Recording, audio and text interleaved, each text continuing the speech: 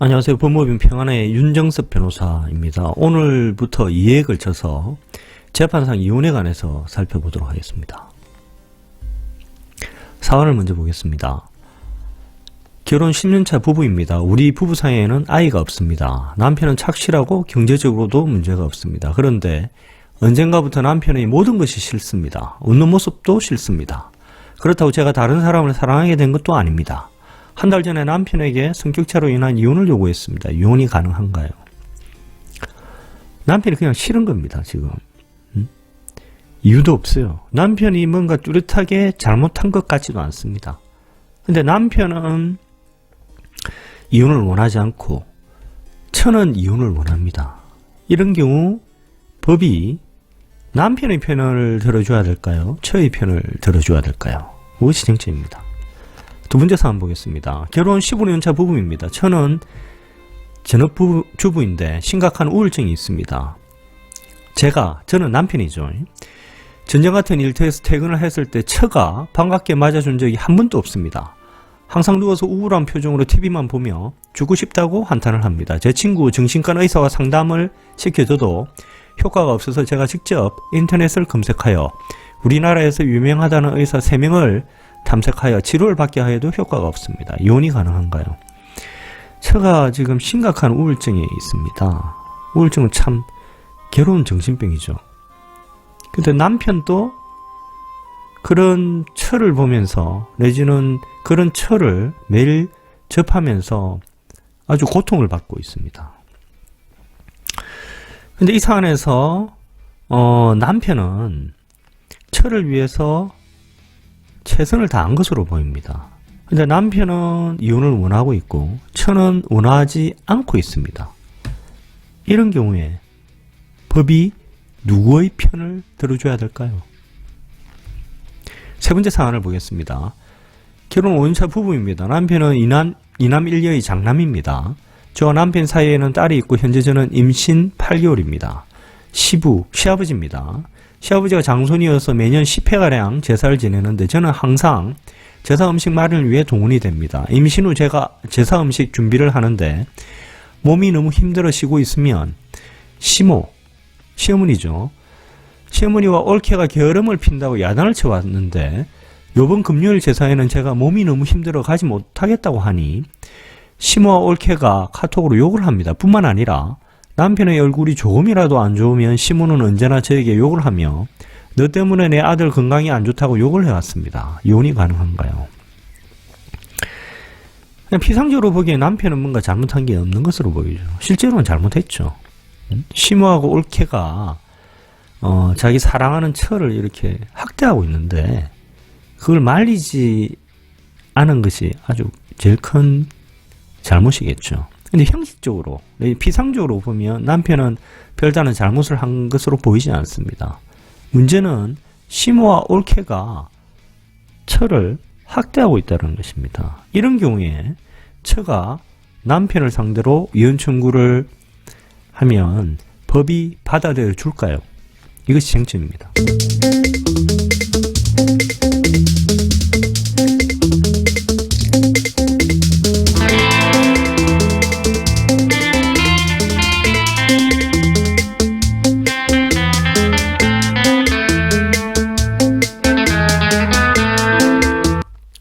자, 재판상 이혼은 부부간에 이혼하려는 의사가 일치하지 않는 경우 일정한 이유가 있을 때 부부 중 한 사람의 청구로 가정법원이 판결을 내려 이혼하는 제도입니다.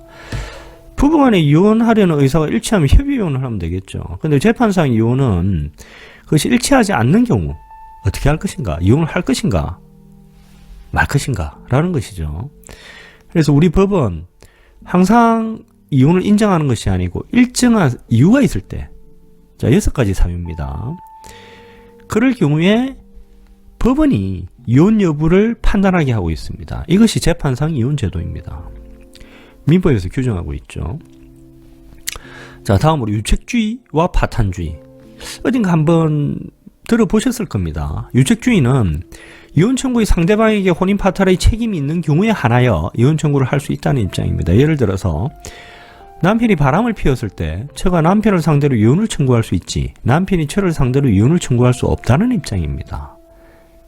그러니까 잘못한 사람이 잘못하지 않은 상대방을 상대로 이혼 청구를 하면 기각당해 버린다는 겁니다. 자, 우리나라의 기본적인 입장입니다. 파탄주의는 뭐냐면 혼인 생활이 회복할 수 없을 정도로 파탄되었다면 누구의 책임인지를 가리지 않고 이혼을 허용하는 입장입니다. 예를 들어서 남편이 바람을 피웠을 때 처가 남편을 상대로 이혼을 청구할 수 있을 뿐 아니라 어쨌든 혼인 생활이 회복할 수 없을 정도로 파탄난 상황이므로 남편이 처를 상대로도 이혼을 청구할 수 있다는 입장입니다. 그러니까 혼인은 부부 사이의 그 행복을 위해서 존재하는 제도인데 이게 누구의 잘못에 의하든 이미 파탄이 나버렸다면 누구의 잘못을 따지는 게 무슨 의미가 있느냐라는 것입니다. 그냥 혼인을 해소해주는 게 쌍방의 행복을 위해서 좋지 않겠냐라는 것이 철학입니다. 그럼 혼인을 해소해주고 잘못한 사람이 잘못하지 않은 사람에게 위자료 등 손해배상을 해주면 된다라는 입장입니다. 서구에서의 1960년대 말 이후의 입장입니다. 자, 재판상 이혼 사유를 알아볼까요? 법이 규정하는 경우에만 재판상 이혼이 허용이 된다는 것이죠. 그게 재판상 이혼 제도라는 겁니다. 민법 840조에 규정하고 있습니다. 자, 볼까요? 첫 번째, 배우자의 부정한 행위가 있었을 때. 부정한 행위가 뭘까요? 두 번째, 배우자가 악의로 다른 일방을 유기한 때. 유기는 버린 겁니다. 세 번째, 배우자 또는 그 직계 존속으로부터 심히 부당한 대우를 받았을 때. 직계 존속은 부모입니다. 예를 들어서 남편 또는 시부모로부터 심히 부당한 대우를 받았을 때를 의미합니다. 네 번째, 자기의 직계 존속이 배우자로부터 심히 부당한 대우를 받았을 때, 즉 남편의 예를 들어서 남편의 부모가 처로부터 심히 부당한 대우를 받았을 때. 다섯 번째, 배우자의 생사가 3년 이상 분명하지 아니한 때. 여섯 번째, 기타 혼인을 계속하기 어려운 중대한 사유가 있을 때. 자, 여섯 번째, 이게 되게 아주 추상적이고 포괄적이고 애매하죠, 그죠? 근데 왜 이런 규정을 두냐 하면 1번에서 5번까지만 있으면 이혼 사유가 너무 좁아요. 1번에서 5번에 해당되지 않는 이혼 사유가 엄청나게 많을 수가 있거든요. 근데 그 많은 사유가 발생했을 때 이혼 안 된다고 해버리면 문제가 생기지 않겠습니까? 그래서 6번과 같은 다소 포괄적이고 추상적인 규정을 둬서 이혼 사유를 합리적으로 조정하겠다는 겁니다. 그래서 6번에 해당하는지 여부를 누가 판단하냐? 법원이 판단한다는 거죠. 자, 1번에서 5번도 다소 추상적인데 1번에서 5번에 해당하는지 여부도 법원이 판단하겠다라는 것이 재판상 이혼 제도입니다. 자, 구체적으로 볼까요? 1번, 배우자의 부정한 행위가 있었을 때. 대부분은 이를 이렇게 정의합니다. 간통에는 이르지 아니하였다 하더라도 부부의 정조 의무에 충실하지 아니한 것으로 인정되는 일체의 부정행위를 의미한다는 겁니다. 간통은 뭐냐면 남녀 사이에 성기가 합체되는 겁니다. 근데 대부분은 간통뿐만 아니고 부부의 정조 의무에 충실하지 아니한 것으로 인정되는 일체의 부정행위가 모두 포함된다라고 정의를 하고 있는 것입니다. 해당되는 경우를 한번 볼까요? 간통은 당연히 해당이 되겠죠. 남편이 이성과 같이 자고 새벽에 나간 일이 들어있었고 경찰과 함께 들이닥쳤을 때 남편이 러닝 셔츠와 팬티만 입고 이성은 브래지어와 칠부 팬티만 입고 있었을 때 해당이 돼야 되겠죠. 이성이 식당을 개업하자 남편이 그 식당에 자주 드나들며 식당에 딸린 방에 수십 분씩 함께 들어가 있거나 서로 껴안고 있다가 타인에게 목격되고 남편과 이성이 간통죄로 기소되었다가 무죄 선고되었다 하더라도 해당이 됩니다. 남편이 고령이고 중풍으로 정교 능력이 없다 하더라도 이성과 동거한 경우에는 해당이 됩니다. 해당되지 않는 경우를 볼까요? 처가 카바레에서 춤을 추러 갔다가 그곳에서 다른 남자를 만나 알게 되어 그 남자와 대천에서 서울로 동행한 사실만으로는 해당 안 됩니다. 약 큰 단계에서 한 부정한 행위는 해당 안 된다는 게 판례고 당연하겠죠.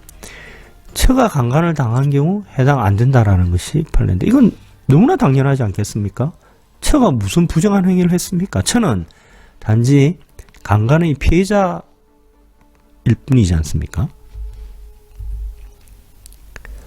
자, 부정한 행위가 있다 하더라도 이혼 청구를 못하는 세 가지 경우가 있습니다. 첫 번째는 사전 동의, 두 번째는 사후 용서, 세 번째는 안 날로부터 6개월, 사유 있은 날로부터 2년이 경과하면 부정한 행위가 있었다 하더라도 이혼 청구를 못합니다. 사전 동의를 볼까요? 부정한 행위를 교사 또는 방조한 행위로서 사전에 예견하였다고 하여 동의하였다고 볼 수 없다. 사전 동의는 되게 좁죠. 부정한 행위를 교사는 시키는 거예요. 부부간에 이러한 일이 있을까 싶는데 이런 경우 있습니다. 방조는 도와주는 행위예요. 이런 경우도 드물지만 있습니다. 그런 경우에는 사전 동의에 해당되는데 예를 들어서 남편이 이제 다른 여자를 만나러 가는 거를 처가 알고 부부 사이에 이제 싸움이 일어나게 됩니다. 그런데 남편이 기어코 가겠다고 하니까 처가 너무나 화가 나서 그래 가버려 이렇게 이야기했을 때 이거는 처가 사전에 얘기는 했지만 이걸 동의하였다고 볼 수는 없지 않겠습니까? 진심으로 동의하였다고 볼 수 있겠습니까? 이런 경우는 사전 동의에 해당되지 않는다라는 것이죠. 처가 부첩계약에 동의하였다고 이혼 청구권 없어지지 않는다라는 것이고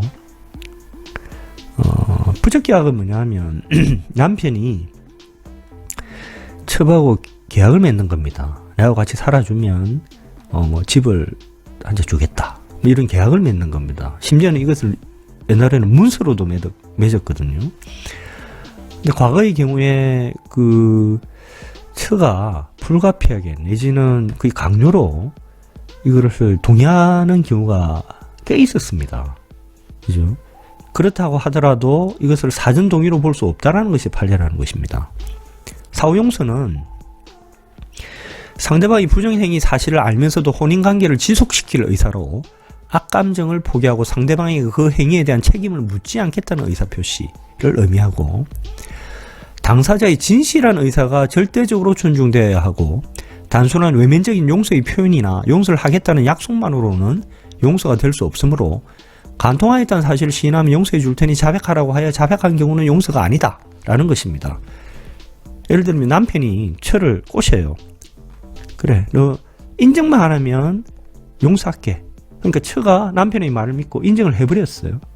그렇다 하더라도 남편이 사후 용서를 한 것이 아니다라는 것이 판례라는 겁니다. 남편이 이혼 청구를 할 수 있다는 겁니다.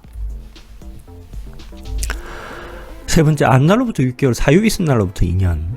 둘 중 먼저 도래한 때의 청구권이 소멸됩니다. 예를 들어서 2019년 1월 1일 부정행위가 있었고 2019년 4월 30일 알았다고 한다면 2019년 10월 31일 6개월이 지난 때인 때에 청구권이 소멸이 되는 것이고 2년이 지난 때인 2021년 1월 1일 자정에 소멸되는 것이 아니라는 겁니다. 그래서 예를 들어서 2019년 11월 30일 이혼 청구를 하면 안 날로부터 6개월이 지났기 때문에 이혼 청구가 기각돼 버린다는 겁니다. 두 번째 사유를 볼까요? 배우자가 악의로 다른 일방을 유기한 때 정당한 이유 없이 부부로서의 동거, 부부는 동거 의무가 있거든요. 부양, 서로 부양할 의무가 있습니다. 협조할 의무가 있다는 거죠. 그런 의무를 이행하지 않고 상대방을 버린 경우를 의미합니다. 예를 들어서 남편이 아내를 버리고 다른 여자와 딴 살림을 차린 경우. 해당하는 경우를 볼까요? 남편이 딴 여자와 첩관계를 맺고 동거 생활을 하고 20년 이상 처로 하여금 홀로 생활하거나 출가한 딸들의 집에서 생활하게 한 것은 악의의 유기에 해당한다. 당연하죠. 처가 남편 사이에 태어난 2남 1녀 중 장남이 선천성 내성마비의 정신 박약아로서 보살핌을 받아야 함에도 춤바람이나 내 차례나 가출을 하는 행위는 악의의 유기에 해당한다. 당연하죠. 혼인신고 20일간 동거하다가 처가 농사일이 힘들고 남편이 건강이 나쁘다는 이유로 가출하여 돌아오고 있지 않다면 악의의 유기에 해당한다는 것이 판례입니다. 이게 참 기구한 사안입니다.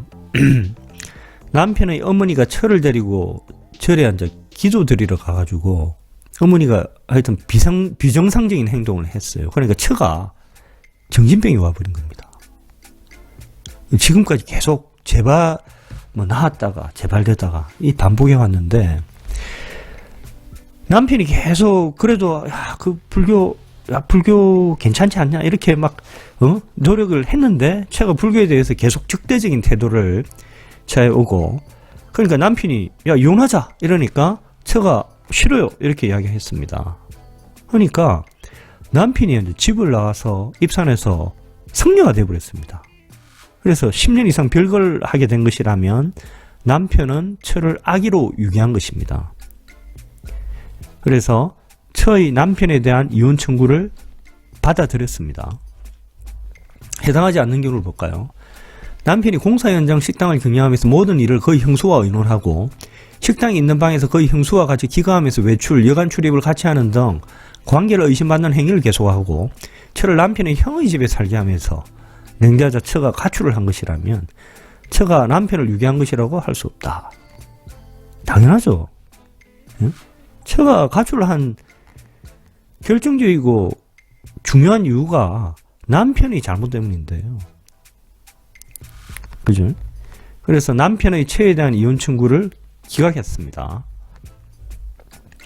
남편이 처에게 다른 남자 불륜 관계가 있다고 의심하고 근거 없이 욕설과 폭행을 가함으로 처가 남편이 받아야 할 외상대금 36만 원을 받아 쓰고 부득이 집을 나왔다면 악의 유기가 아닙니다. 역시 처가 가출한 이유가 남편 때문이라면 처는 악의 유기를 한 것이 아니다라는 것입니다. 처가 남편의 무관심과 행패, 사망한 전처 소생의 딸을 양육하는 과정에서의 질책, 폭언 등에 견디지 못하고 친정으로 돌아간 것이라면 이러한 가출은 악의 유기가 아니라는 것이 판례입니다. 자, 해당하지 않는 경우를 볼까요? 남편과, 이것도 참 기구한 사안입니다. 남편과 그의 어머니가 처가 혼인 전부터 여호와의 증인이라는 종교를 신봉하는 것을 알고 그 신앙을 양해하여 혼인을 하게 된 것인데, 혼인 후 처가 제사에 참여하지 아니하고 일요일마다 멀리 떨어진 곳에 있는 교회에 나가는 것에 불만을 품고 신앙을 바꿀 것을 요구하였으나 처가 이에 응하지 아니하자 남편이 어머니의 마음을 상하게 한다는 이유로 여러 차례 폭행을 가하고, 마침내 이를 견디지 못한 처가 가출하였다면 악의 유기가 아니라는 것이 판례입니다. 따라서 남편의 처에 대한 이혼 청구를 기각하였습니다.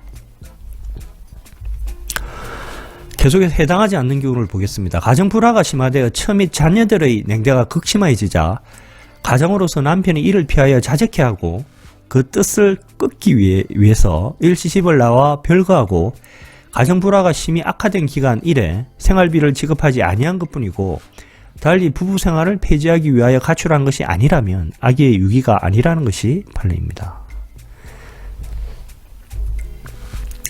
처가 남편을 버리고 금 8년간 자식들의 집에 전전하게 된 내면적인 원인이 남편의 주벽과 사업 실패로 인한 가정 파탄 때문이고, 30여 년간 처와 살면서 6명의 자녀를 낳고 손자까지 본 남편으로서 좀 더 적극적으로 처를 이해하고 설득하여 원만한 가정생활을 이루도록 하여야 함에도 자식들의 집으로 전전생활해온 처를 찾아보지도 않고 자식들에게 연락하지도 아니한 것은 남편이 남편으로서의 소임을 다하지 못한 처사를 알 것이어서 처가 남편의 곁을 떠나 자식들의 집으로 전전한다는 것만으로는 처가 남편을 악의로 유기하였다고 볼 수 없다.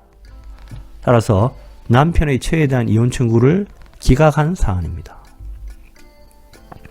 자, 이혼 청구권을 행사할 수 있는 기간은 악의의 유기가 끝난 날로부터 10년입니다.